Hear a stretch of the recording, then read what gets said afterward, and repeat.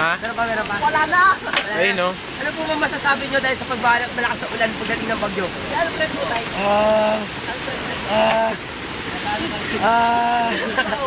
Okay. Ang ganda po ng binalita niya. Ngayon, tatanungin naman sa Mr. Deo. Mr. Deo, ano po masasabi niya dahil sa pagdating ng bagyo at napakalakas ng ulan? Sa lakas ng ulan, tingnan ninyo! Tingnan! Ayan! Ayan! Ang lakas ng tubig. Maraming bahay ang naanod.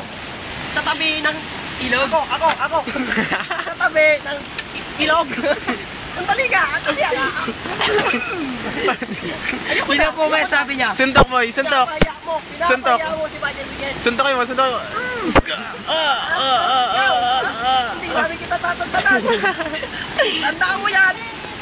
Wala nang tatantanan, sabi niya. Sabi po, tingnan natin yung ilog. Laki, no? May USB pa yan, upload natin. Meron. Hindi akin yan, akin yan. Sa'yo yan? Oo, sa'yo pala yan. Pangalawang beses na nangyari to, no? Ganyan kalaki yung tubig. Oo eh. Di ba kaya nga nasira yan? Oo.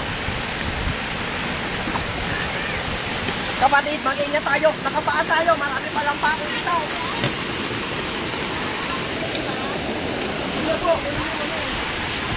Wala.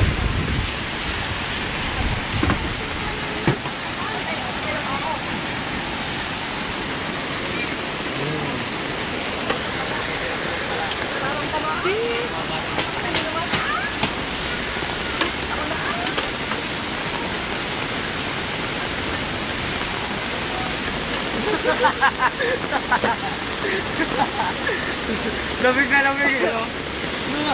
1, 2, 3. Nakakatawa kayo. Tinataway ako! Goodbye!